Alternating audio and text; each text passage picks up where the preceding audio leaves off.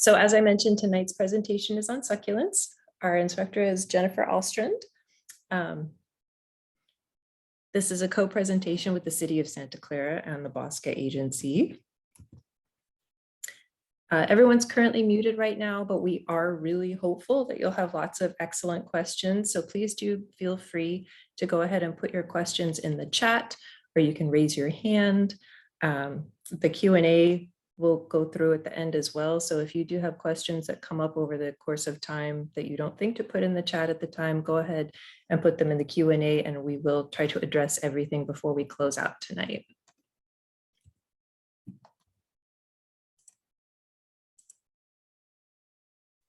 So for those of you unfamiliar with Bosca, it is a regional agency that includes cities, water districts, water companies, and a university that purchase water wholesale. The member agencies provide water to 1.8 million people and over 40,000 businesses in Santa Clara, San Mateo, and Alameda counties. One of the reasons we're here is that we're all interested in water conservation. We are in a severe drought that's going well into its third year. And outdoor water use is the single largest place where we're all victim of using a lot of excess water. So one of the goals county-wide, region-wide, is that we're reducing our water use.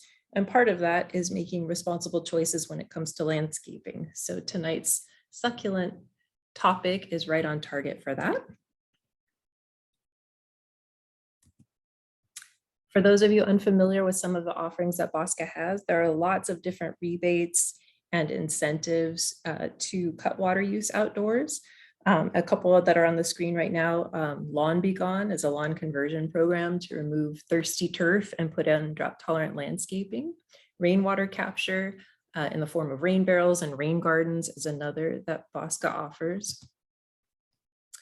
The installation of smart controllers that are weather-based and often remote controlled irrigation programming controllers can really help reduce water use outdoors. And as I mentioned, the rain garden that is featured on that slide now. Currently, Valley Water also is offering $2 per square foot for residential customers to convert lawns to drought tolerant landscaping, that it can include general drought tolerance or California native drought tolerant plants. They are a member agency of Bosca as well. And for those of you looking for resources, just for general landscaping, South Bay Green Gardens is a great resource. They have beautiful design templates. If you're unsure of how to design your own garden, they have some samples to get you started, wonderful plant lists, instructional videos. So it's a really good resource if you're not familiar with it already. And if you have any questions about water saving or water conservation, please do visit Bosca's website at bosca.org or Valley Water at valleywater.org.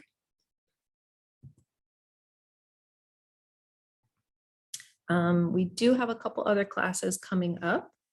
Drought Tolerant Habitat Gardens, Design 101, which is focused on water conservation, and Integrated Pest Management, which is a wonderful premise if you're not familiar with that. It talks about how you can use mechanical controls, just like hosing things off or picking pests off of plants, and biological controls, inviting beneficial insects to your garden to take care of those invasive pests, and some other methods to naturally take care of pests instead of breaking out herbicides and conventional pesticides. So definitely worth checking out if you're not familiar with integrated pest management. And again, BayAreaGardening.org is another great resource for water-wise gardening here locally. And that's our last slide from me. So I'll go ahead and stop sharing. I believe that has happened. So if Jennifer's all ready, I'd like to introduce her to begin her wonderful succulent presentation for this evening. Yes, great. Hi, thank you. Those are some cool classes. I might sign up for that pest control one myself, that integrated one. That's always something good to learn. So hi, everybody. My name's Jennifer. I have a little one-woman company called Westwind Succulents. I started off growing succulents on the rooftop of my husband's furniture studio in West Oakland about, gosh, 8 years ago now, just for fun. And it was all I wanted to do was just be with my plants and make more. And so I started figuring out creative ways to use them. So I do a lot of, as you can see, like wedding bouquets and wreaths, and I also do a lot of workshops to DIY crafting with succulents, and I also do small scale landscaping. So yeah, just a little bit about me, and let's see, there we go. So let me get my situated thing. So we're going to talk about just some basic things about gardening with succulents: design, planting and soil, watering, light, maintenance, and a little bit of propagation. That could be its own class, and I actually do teach only propagation classes, both online and in person, and that's my favorite part. So if you're interested in that, let me know. So getting to know succulents, basically they're just defined by their ability to store water in their leaves.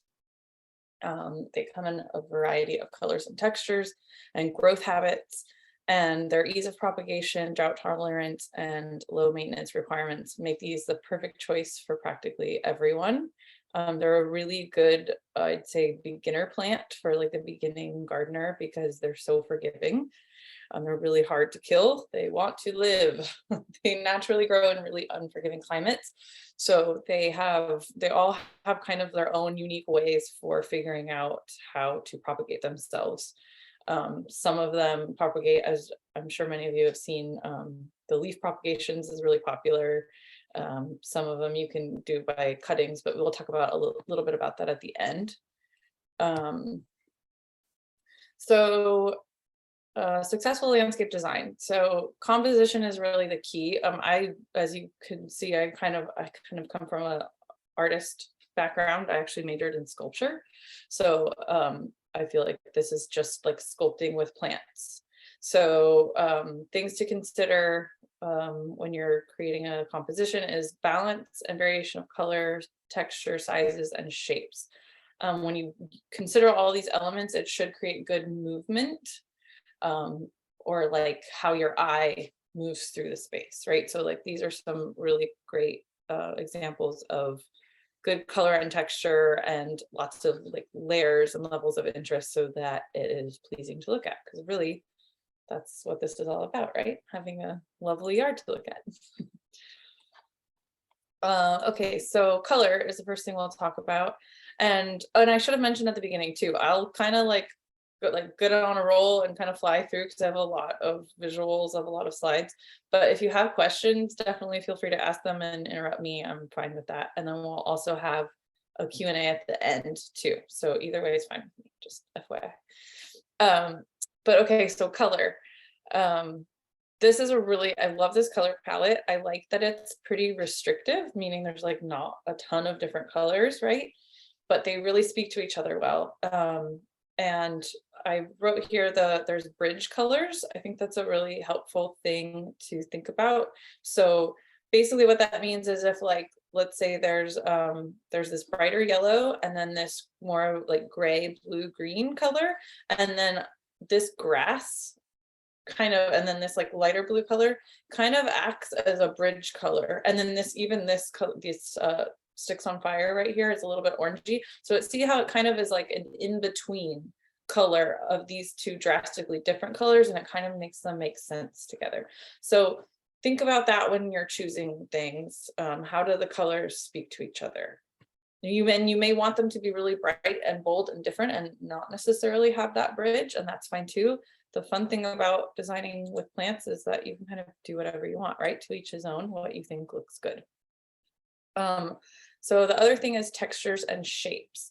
So this picture is a good example of two very different, or a few very different textures, but mainly the sedum is this fine little teeny texture, whereas this agave is like a very sharp, broad, more geometric shape. And those together, I think, is really good because they're very different. A lot of times when things are different, they show up better on their own. So they're not just like muddied all together and you're not really getting credit for all the different wonderful plants you have. So that's something I always keep in mind when I'm placing things, is try to put things next to each other that are different so you see them. Movement and grouping. So the placement of your plants really dictates how your eye moves through the space. So when I'm designing, I really like to make it look natural, which sometimes can actually be a little bit hard. It's hard to mimic nature, but I think this design is really great. It's very minimal and modern, but the use of repetition and the rocks really make it kind of look like they all just started growing there, right? And also the way that they're slightly, see how like these two agaves are slightly staggered, and the cactuses are cacti, sorry, are kind of grouped and staggered, so they're not just all in a straight row. I think that that really helps. And then the placement of the rocks and having them kind of near the plants tucked next to each other is really great too. Also, you can use rocks. I like to use rocks as top dressing, and that becomes a visual element as well. So I thought this was kind of an interesting design where they have like the darker rocks lining the edge and then the lighter rocks next to that. So it creates kind of a little bit of visual interest there too. Also consider size and the height of the plants. So here you can see you've got some tall euphorbia, some bigger agave with the shorter echeveria kind of tucked down next to each other. So when you look at this, you get a nice variation of height so that you can kind of see everything. This is an even better example, I think.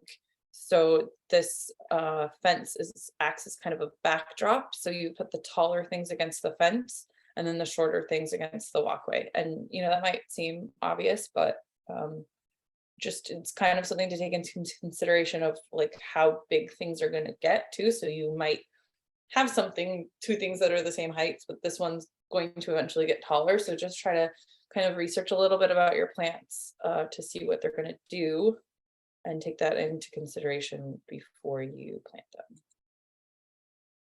them. Here are just some, I thought it would be helpful to show maybe some things of what not to do, in my humble opinion. The things I didn't like about these designs is this to me looks very stripy. Just like there's only 3 different things, they're in a row, they're very crowded, the aeoniums are encroaching on these beautiful agave, and it just doesn't look very natural to me. And then here I think is a not successful use of rocks, where all I see when I look at this is the rocks and not the plants. So just be careful what you're choosing for that and how you're placing that, and make sure it's not really taking away from the awesome succulents. And then scale is something else to think of when you're choosing rocks. I think that these rocks are a little bit too big. Again, it just doesn't really look like something you would naturally find there. The ratio of the size to the succulents looks just a little off. I would go with this smaller size. Also think about companion plants. So when you're doing a succulent garden, you don't necessarily have to only do succulents. You can find a lot of other drought tolerant plants that will have similar watering needs as succulents. So here are just some examples. I mean, there's tons of stuff, but these are just things that I like. This is an acacia. This type of plant and this dwarf eucalyptus, actually all of these are good in the sense that they would be nice focal points. They're big. They would kind of act as a nice canopy over the succulents while not fully shading them. So see how like these are very like fingery kind of leaf structures where light's going to pass easily through.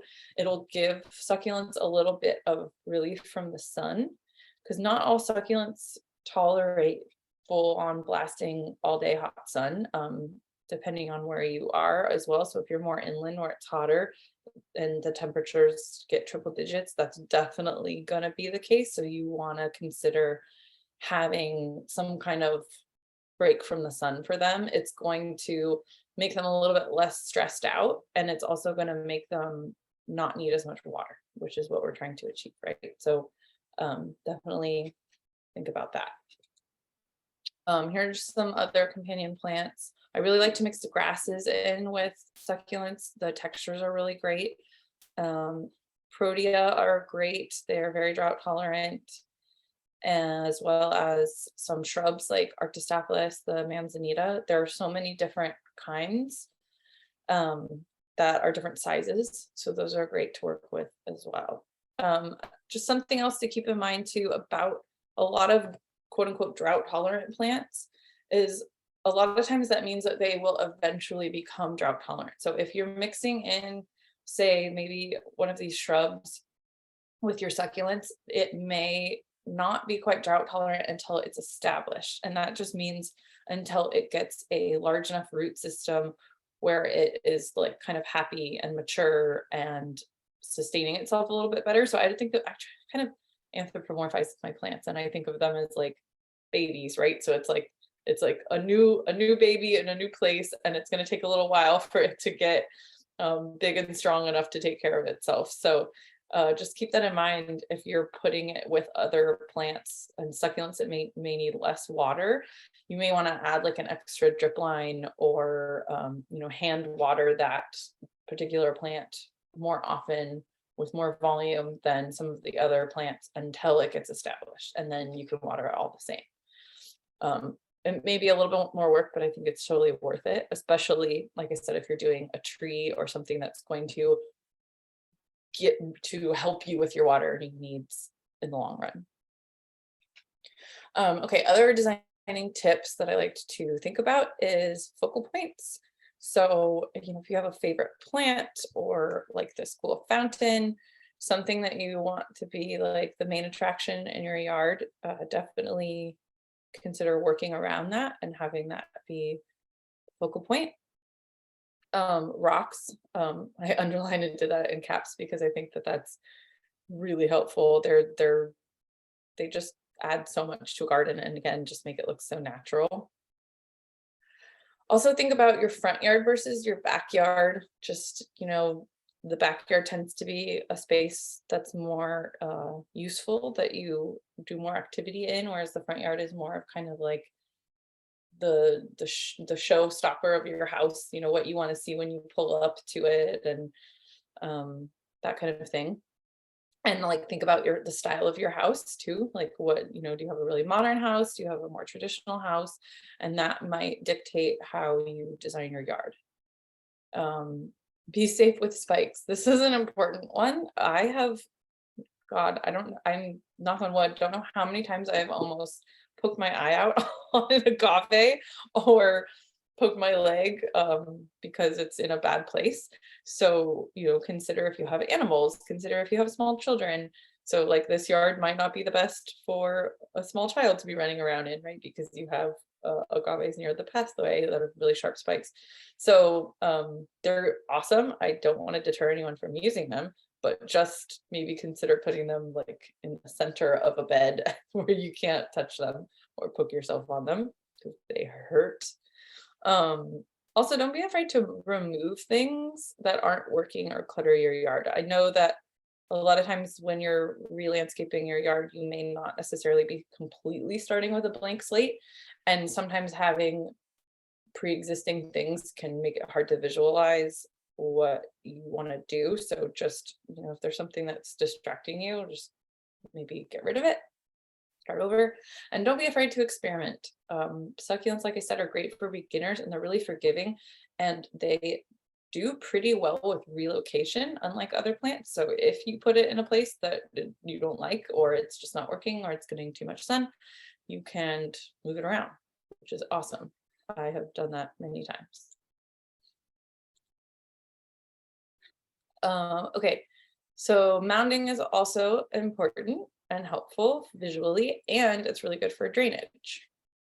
So here's an example of a little strip of yard I did that was see this little walkway here, and it was just flat up to that retaining wall. So it was just like all retaining walls, kind of all you saw.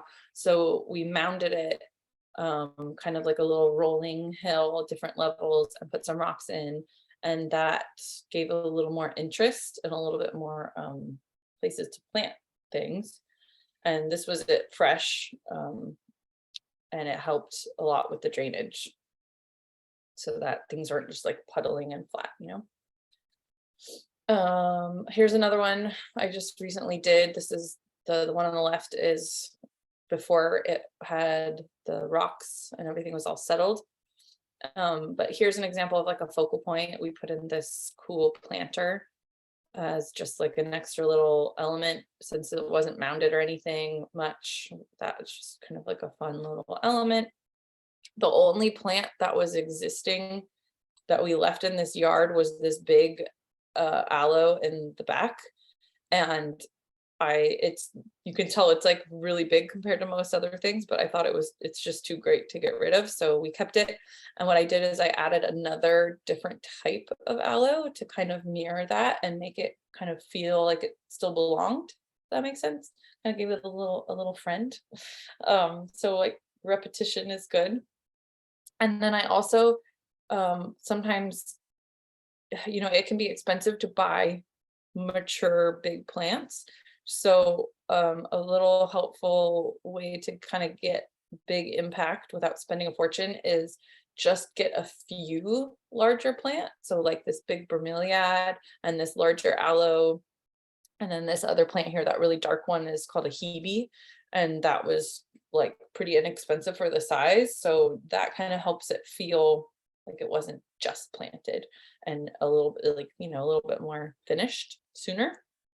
Because I don't know if you're like me, but I'm really impatient and I want everything to be big and beautiful right away. Am I going too fast? Are there any questions? I'll keep going if not, but There was a question actually, okay. Jennifer. When you're Okay, yeah. placing succulents and putting rocks around them, does that inhibit their spread at all? That's a really good question. It depends on the plant.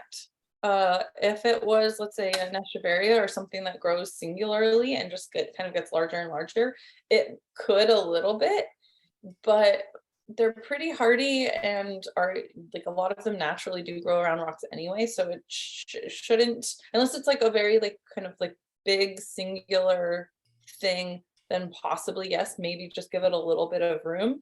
But if it's something that's like a ground cover or something like that spreads and is more, how do you say that, like it has like more like fingers, you know, like more bushy, then no, it will not inhibit, because it's just gonna give this like wonderful shape for the succulent to kind of grow around, and it'll be great. So in a lot of cases I purposely put them like tight to it.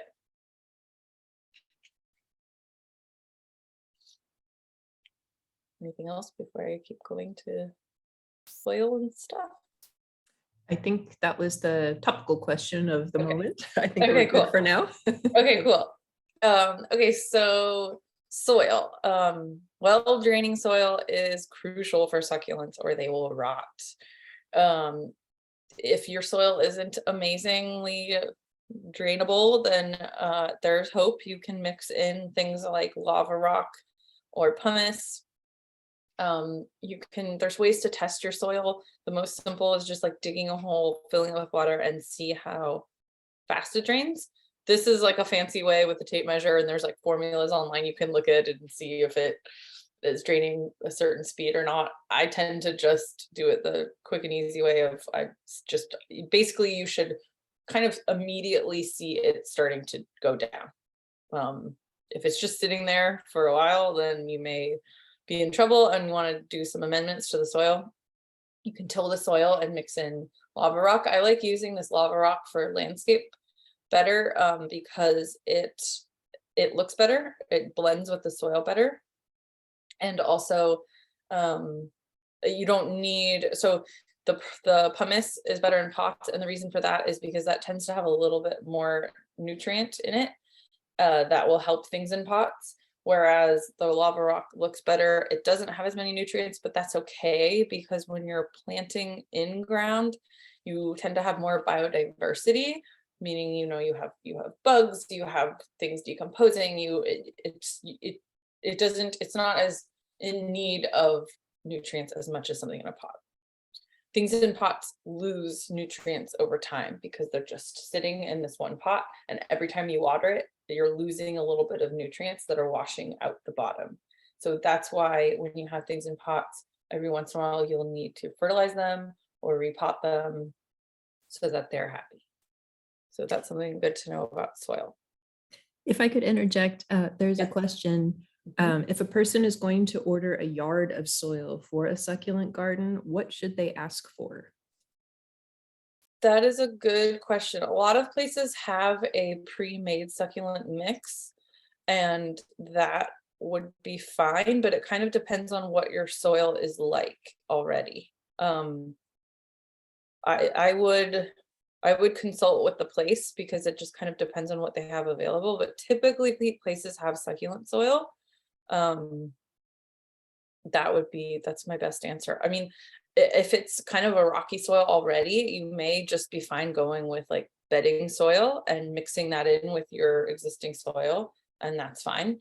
It's kind of, yeah, so basically it depends on what your soil is like already. But hopefully that's helpful.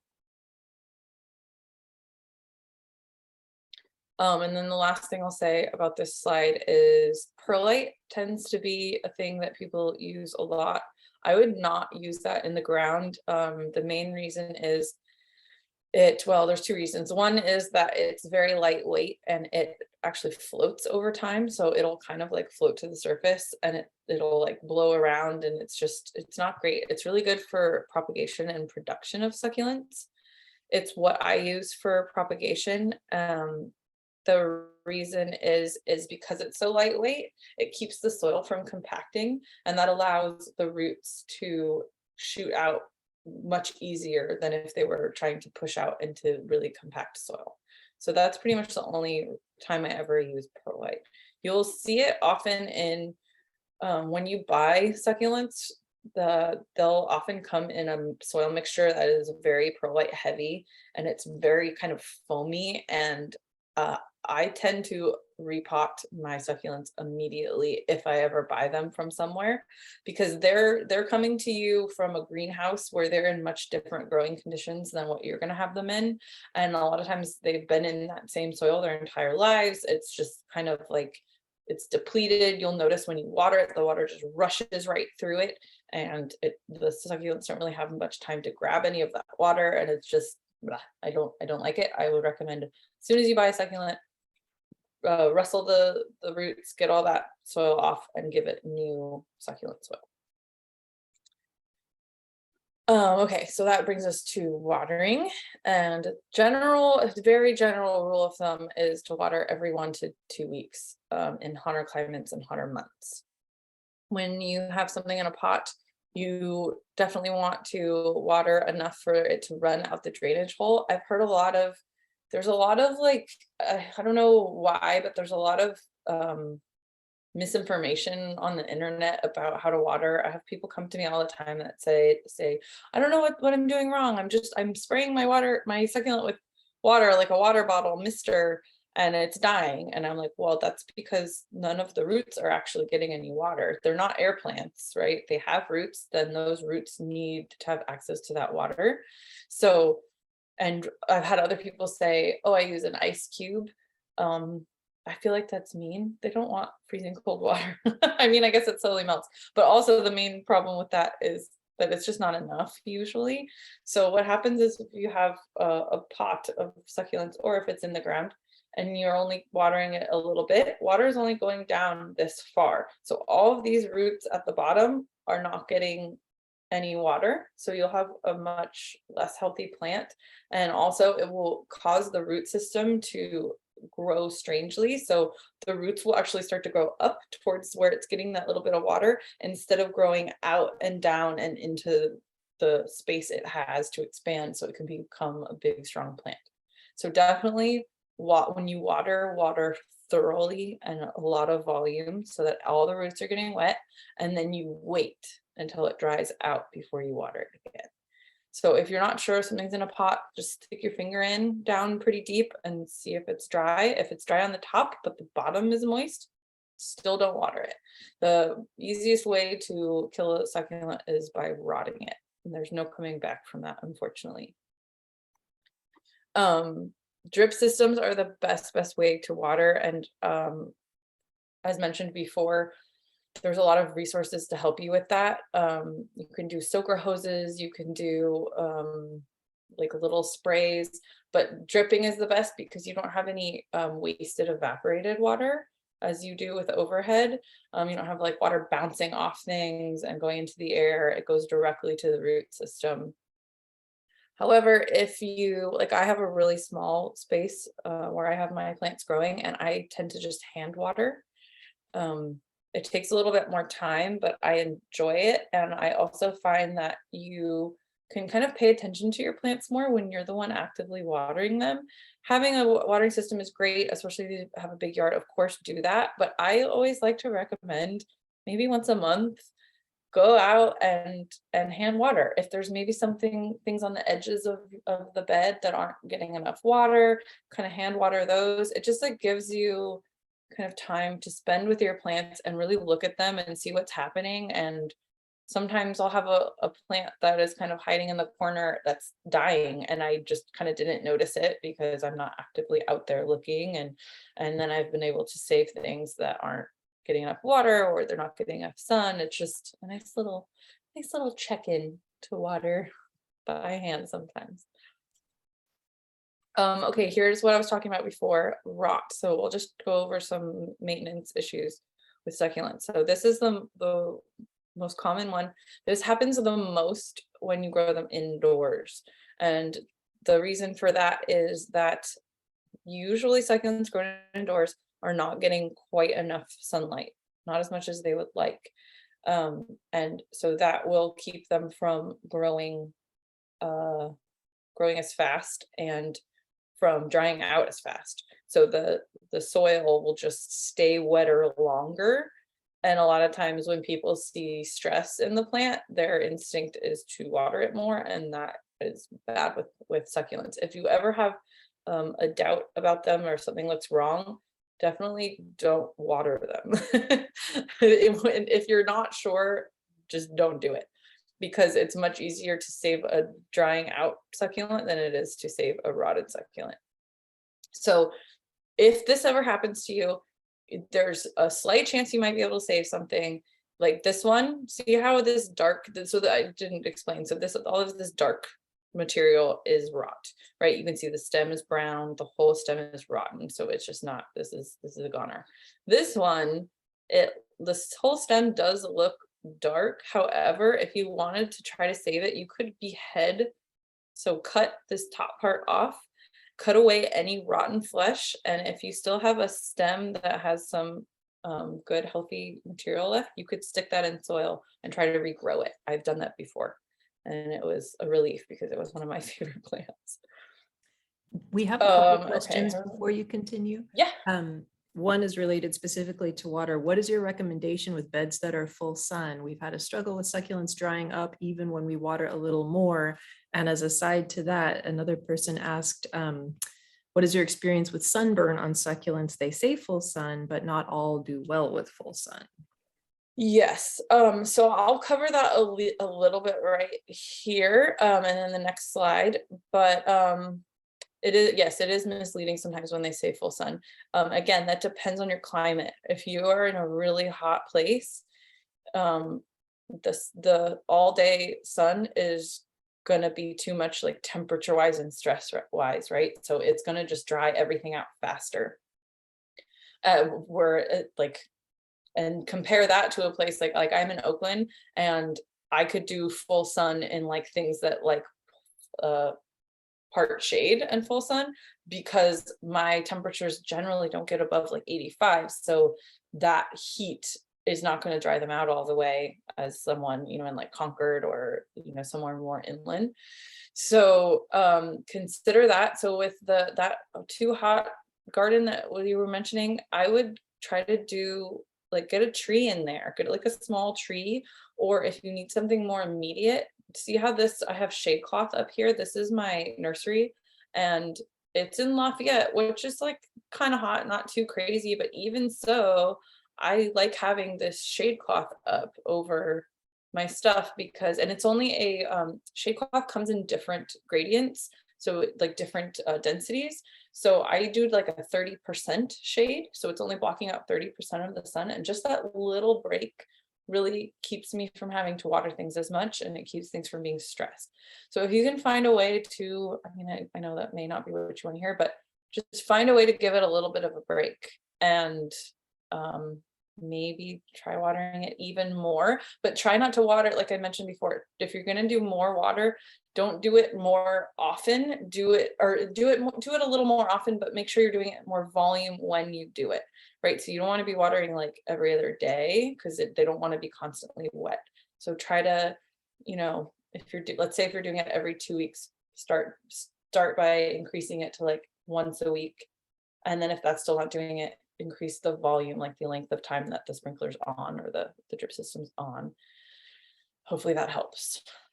And what was the other thing? Oh, sunburn. Sunburn, unfortunately, is permanent damage. And you can't make a sunburn plant be unsunburned. You just have to wait for it to grow out. But I think I have a slide about that. So I'm kind of getting off my track. But so I think I covered everything in this slide about that one person's yard. So we'll go on to the next. Here we go. Here's sunburn. So this will not go away. It's permanent. It like scars the leaves. But as you can see, all of the new growth on the center of these is fine. So you can either leave it or you could take the leaves off. But the reason that this happens this drastically is typically only going to be when you transition a plant from one space to the next. Or if, I mean, this sometimes happens too at the time of year. So the sun, you know, during the summer travels overhead and then it slowly gets lower and lower, right? So a lot of times a plant that is getting, you know, not that much sun during the day because it's going overhead, all of a sudden in the winter can get burned. I've done that before because all of a sudden the nice little shade, the thing that was blocking it in the summer, all of a sudden in the winter, there's nothing blocking it and goes directly and blasts it and sunburns it. Typically that doesn't happen though, and the reason is that's a slow transition, right? Like every day it's going a little bit down and a little bit down. The most common time that this happens is if you buy a plant, especially from a place that it's not kept outside or in it's like in not enough sun. That happens a lot at like, especially at like cute little plant stores where they have succulents indoors. And then you take that plant and you put it immediately outside in full sun.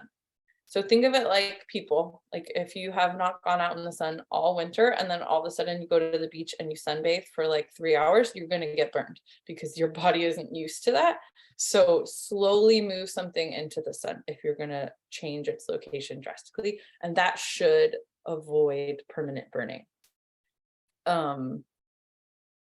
Otherwise, your plant really shouldn't get sunburn. It could get sun stressed, which is indicated here. So a lot of times it can be cool. So these are two of the same plants. This one is getting more sun and it just creates a way more rainbowy, intense, awesome color palette. Whereas here it's still really great. It's just getting less sun and you'll have that more green, lighter blue color. So a lot of times you'll hear that term, a stressed plant. It doesn't necessarily have to be a bad thing, but it does mean that it's struggling a little more, right? So like more sun, you're gonna have to water it more, and less sun, water it less because it's drying out less quickly. Let's see, I guess I don't have an example, but oops, wrong. How do I go back? There we go. And another thing I'll say about the sun thing before we move on to lack of sun is also when something is in too much, it isn't always the case for all succulents, but a lot of times they'll kind of tell you what's happening. For example, if you see an aloe that the leaves are really tight and they're kind of cupped and curled and it's like really red, that's because it's literally like shielding itself from the sun. It's kind of like, like, this is a lot. So it's trying to protect itself, so it's not getting as much sun on all of its surface. And on the opposite end of that, if it's not getting enough sun, then it will start to like open up and the leaves will flop down. So again, if it's something in your house and it's doing that, it's literally trying to like, you know, if you're like, think of, again, if you're sunbathing and you're really cold, you're going to like spread out to try to get as much sun on your body as possible. So here is an example of that. See how these leaves are like flopping down. They're like, give me more sun. And another indication that's not getting enough sun is because these leaves are growing way far apart. This is called exfoliation, is the fancy word for that. When it's literally stretching out to create more surface area to get more sun on it. This is an echeveria that should be, you know, the nice, short, pretty rose shaped. Again, this most commonly happens indoors. There are some succulents that do better inside. I have them listed here: Haworthia, Aloe, Aeonium, Sempervivum. They tend to do better inside, but just make sure if it's inside, it's got to be like in a window, and in a window that gets a decent amount of sun, or you're gonna start to get these types of issues. And it's fine too. It's not like this plant is necessarily going to die. It just doesn't look as great, and it can run into problems like flopping over because this stem will just be kind of weak and it can flop and break. Okay, pests. So I'm not a pest expert. I am just a pest manager. So that's something, that's why I was not kidding about wanting to take that pest class, because it's just something that unfortunately we all have to deal with. The most common one I run into is mealybug. It's this white, creepy little guy. It's most commonly, people think like, oh, do I have cobwebs on my plant? But no, it's this mealybug, and they're the worst. They'll make the new growth grow kind of like wrinkly and curly, and it's not great. I tend to use rubbing alcohol for that, and the way I do it is I dilute the rubbing alcohol like by like 30% with water, 40% sometimes. Don't spray it when it's sunny, because it'll kind of fry the leaves of your plant. But that's just one thing to look out for. That's what it looks like. It's better to catch it sooner than later. So definitely like look at your plants often, make sure you're not having any of these issues. This one's a little bit more tricky to spot if it's a potted plant because it's on the roots, but this is root aphid. And for this, I've had good success treating this with hydrogen peroxide. I really like to use, natural, easy things and not like creepy pesticides. So with the hydrogen peroxide, you just mix a little bit in a watering can of water and water it in, and you'll see it like sizzle, and it's actually fine for the roots and good for the roots, and it'll kind of sizzle the bugs. And that typically works for me. But like there's aphids are annoying. Those you can kind of spray off with water. You can like within that class I'm sure is going to go over, you can get like other insects to introduce into the environment that will help eat them and balance the ecosystem. Typically things get bugs if they're unhealthy. So that's just something to keep in mind. If like you kind of like keep finding that you're getting bugs on stuff, you might think about repotting it or relocating it. Like maybe it's just not getting what it needs. So it's like falling victim to these bugs, right? So they're like attacking it because it's weak. Okay, let's see. I think we're nearing done. Have a few more, but pruning and fertilizing. So this is a very overgrown pot. It's pretty good, but like something I would do to maintain this is clean up the dead leaves. A lot of times pests will hide in dead leaves, so it's good to just kind of keep those clear around the bases of plants and trim away anything that's like overcrowding something else and blocking it from getting enough sun. I might take this whole pot apart and take out half the plants and put those somewhere else, and then just reposition the other plants so they have a little more room to grow. You can do that in ground as well. Just kind of pay attention to like if something's getting too big and taking over something else, you might want to like trim it or relocate it. Fertilizing is more of a thing in potted plants, like I was saying, because those lose nutrients over time. I pretty much never fertilize things that are in the ground, just because you don't really need to. So typically you want a fertilizer that has even oops gosh, even minerals, so that it's just kind of mild. Usually they'll say what they are, but I feel like there's a lot of succulent fertilizers out right now just because they're so popular. So they're pretty much, as long as you're doing something, it will be helpful. And only do it in the growing seasons, which is typically like spring and summer. You don't really need to do it in the winter because things aren't actively growing, so it's not gonna like eat up the nutrients, right? Okay, so propagation, I'll try to fly through this because I could spend forever on this. But these are the different ways to propagate. So you can do cuttings. This is my favorite way because it's the fastest, most instantly gratifying.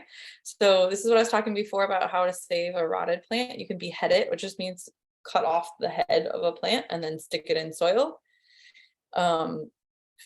And these are another type of plant that lots of them will produce pups or babies. So like these echeveria growing around the base of a big echeveria, you could just rip those off. Sometimes little roots will come with them, sometimes they won't. Either way, you could probably still grow them. This one's really cool. They are little seedlings that grow on the edges of the leaves and then they'll drop into the soil and grow more. So I think that what they call that is mother of millions varieties. So a lot of kalanchoes have that. And those are great because you just get kind of endless plants forever and it's awesome.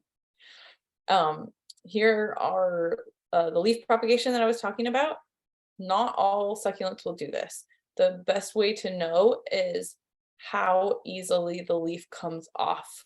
So like I was saying, each succulent kind of has its own way of procreating. And so if you're able to kind of grab a little leaf and go snap and it comes easily and cleanly off, most likely those are going to be the ones that you can propagate by leaf. And then the other way is dividing. So you have these aloe, there's a bunch in one clump and you just simply pull them apart and each one will have its own root system. That's also a very, very easy way to do it. See, I think I'm coming to the end. So here are some resources that I think are good for dealing with succulents. Something that I sometimes fail to think about is low temperatures. Again, I'm in Oakland and things don't tend to get very cold here. So I don't really have to worry about my succulents freezing. But a lot of places and a lot of plants will not deal with low temperatures. So temperatures below like 34. So if you use the USDA plant hardiness zone map, that is super helpful. And then you can kind of like look up what your plant can tolerate. The World of Succulents is a great website for identifying plants and looking up stuff like that. Fun places to visit. My favorite in Walnut Creek, because I grew up in Walnut Creek and I grew up going to this place, the Ruth Bancroft Nursery, when I was like, gosh, I think like 8. It was my mom's favorite place to go. And so we would go there for her birthday and it has come a long way. It's a very beautiful place. It's like a 1 acre self-guided tour garden. And they also have a nursery where you can buy plants. And then this other cool place that's family owned for, gosh, I think they've been around for like 60 years now, is Poots Cactus in Ripon. Yeah, and so that's it. Here's me and all my info. If you have questions, as I know that was a lot of information, but feel free to let me know if you have questions. If you think of something after the class is over, you can message me on Instagram or email me. And yeah, let me know if you have any questions about all of that stuff that I just blurted out. I was interjecting the questions that were coming in kind of through your presentation. We did have several requests asking whether the slides would be available for all the resources and the information that you've provided, and also the introductory slides with those resources. Jennifer, I don't know if you can provide your slides, but I'll have to ask the Bosco coordinator if it's possible to email after the fact for the introductory slides. Yes, I think we've done that before. I can send PDFs of my slides and share those. Yes. Okay, excellent. And also, there was a mention of succulent gardens in Castroville, which is I've been there as well, and it's a great place to go if you're in the South Bay or over the hill. Yes, I forgot about that one. That's a good one too, for sure. And we just had a question. What do you recommend for protection if temperatures dip below 40 degrees? Oh, yes. Okay, so I kind of breezed through that. Thank you. So there's a couple things you can do. The easiest one is to place those more delicate things kind of close to your house if you can. So if you can keep things in pots and then move them if during the colder time of the year, that is a way to do it. Or sometimes if you plant things kind of under a tree, just having like a canopy over something can, even if it's, going to be 40 degrees out, having that canopy will kind of keep that area from dropping just a few degrees. It'll kind of keep it warm. It'll act like a blanket. So it'll keep it from as getting quite as cold. That can help. So for example, at my nursery, it does sometimes get cold there, and typically everything I have underneath my I have like a plastic roof and shade, even though it's high up, just having that protection over the top helps. So that's something you can do. If you can't move something and you really want to have it, and you very rarely get cold temperatures, you can try it and just watch your weather forecast, and you can kind of like, you can cover it with a blanket, or like a piece of plastic, or a piece of, they actually make frost cloth, like nursery frost cloth, that you could just like throw over it for that night and then take it off in the morning, and that should help. That I learned that actually at the Ruth Bancroft Garden, they have created these really cute like little boxes that are made of plastic, that they just kind of like little hats that they just kind of like put on their succulents a few times a year to keep them from dying, and it has worked really well for them. So that's another thing you can do. Do you know if there's a frost warning, will succulents respond as some other plants do to being watered prior to the frost to help insulate the roots, or is that not effective for succulents? I don't believe so. I Okay. tend to at that, especially at at that time of year. Actually, so that's something I think I might have skipped over too, is most succulents are not growing actively in the winter. So I tend to barely water in the winter. It depends on, like if it's really pot bound and dries out really fast, then yes, maybe I'll water that. But otherwise I'm watering like maybe like once a month or something. I reduce quite a bit. And that has given me success with those colder temperatures. In my experience, the least moisture that is near the succulent when it's cold, the better, because then Okay. that water is not going to then freeze, right? And that is one reason why they are prone to freezing, is because their leaves are full of water, and that gets really cold and then it just turns to mush. So think of it like when you have like lettuce in the back of the fridge and it's like really cold in the back of your fridge, it gets all mushy and see-through. So that's exactly what will happen. So long answer short is basically I would not water if there's any warning of cold. No. Okay, good to know. Dry. Dry in the winter is best. We have another question. I have succulents on a pumpkin. Any special care for it? Yes, those are fun. I do those all the time. That care, well, I don't know how it's made. Typically, they're made by just with cuttings, and they don't have roots. And in that case, you can spritz those with water. That is kind of the only situation where that's recommended, because basically what that's doing is, what I'm assuming, it has moss on it, which is how I make them. So what you're kind of going to spritz the moss with water, and that's going to just give enough moisture that's going to encourage the cuttings to shoot roots out. Or if they do have roots, it's still just going to be like kind of just enough to keep them going, since they're not in soil. And that way your pumpkin won't get all mushy and you'll have like puddled water on the top. So less is more on those kind of crafty decorative things. And then a question, any hints on an And sorry, an economical way to buy or find rocks, driftwood, and other non-thirsty fillers. Oh, that's a good question. Hikes. I don't have a good Early answer. morning beach walks. Yeah, actually, so I do a lot of driftwood arrangements for weddings and stuff, and I kind of pride myself in foraging for all that stuff myself. Just the idea of buying driftwood is like silly to me. I don't think I ever confirmed this, but I was told that most state beaches, you're actually allowed to take driftwood, but it's only what you can carry. So like you can't like back in a truck to the beach and like build a whole truck bed with it, but it's like if you're carrying it out of there, then that's totally allowed. And that's what I do, and it's fun.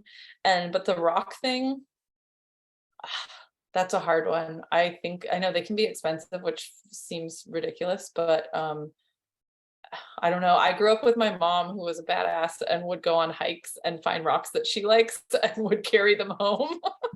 Like pretty big ones she'd like put in her backpack and carry it home. So I mean, you could do that if you're strong, but that's all I got for you. Sorry. Okay, well, I think that wraps up the questions that have been typed into the chat. Cool. Oh, we have somebody who just responded. California code says no person may gather more than 50 pounds or one piece of driftwood each day in the state park system or state vehicular recreation and trails system. Oh, Use of thank tools, you. vehicles, and equipment for collecting of driftwood is prohibited.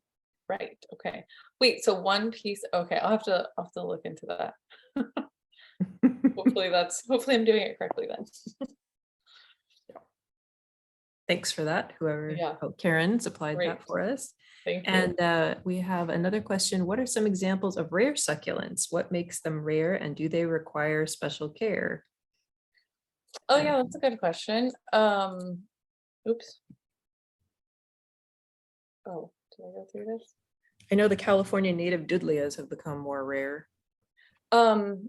Yes. Okay, so those are really rare because people were foraging them and selling them like all over the world, and that's a problem. So basically what makes something rare is usually if it grows slowly, or if it's like hybridized to be a certain way. So there's a lot of succulents now that are like crossbred so that they like have crazy growth patterns, or that they're variegated. You know, it's happening a lot in the houseplant world, like with monsteras. There's the ones that are like have crazy white stripes on them, and they're like thousands and thousands of dollars. And it's because it takes so long to kind of keep breeding them to be that way. And sometimes the care is really tricky, and that does make them rare, right? Because there's less of them. They're less what's the word? My brain. They don't propagate as easily. They don't like propagate themselves sometimes even. So a lot of times for example, there's like really fancy echeverias, the like rose shaped ones. And a lot of times those are so hybridized that they don't even produce little pups on them like a lot of the more naturally occurring ones do. And so they're propagated probably only by leaf or by seed, and that takes a really long time. So that's why they charge so much for them, because they're hard to make or hard to take care of, or both. So that's why they're pricey. I know I don't have a ton of those just for that reason, because then it like stresses me out. Like if I spend $500 on a plant, like what if I kill it, and what if it's finicky? And they do tend to be finicky, so that's why. Interesting questions. I think that's all. We seem to have hit the end of the question list. Okay. So I just want to thank everyone again for attending, and I will look into getting everything sent out that people have requested. And there's another comment from Karen, who provided our California code, who said, I give away a lot of succulents to friends and neighbors, so check with your people. And that is true too. People who like succulents are always happy to break off a leaf and say, good luck with that. Definitely. I see them on the sidewalk in my neighborhood all the time. It's great. Oh, actually, that's a good point. I didn't even think of that for rocks. look on like Nextdoor, Facebook Marketplace, like Craigslist. A lot of times people are like, if they're doing demos of their yard, they might have rocks that they're getting rid of. Typically it tends to be like, you know, like gravel and stuff that's not that great, but you might find big boulders there that they just don't want to deal with moving. So that's another good thing. Absolutely. Great idea. Yeah. But yeah, Okay. sharing is caring with succulents. Absolutely. Well, thank you, Jennifer. It's been wonderful. I learned a lot, and thank you all Good. for attending, and have a wonderful evening. Yes. Thank you, everybody. And again, let me know if you have questions, and visit my website and bug me if you want. I obviously love chatting about plants. So hope everyone has fun gardening. Thank you. You too. Bye. Bye-bye.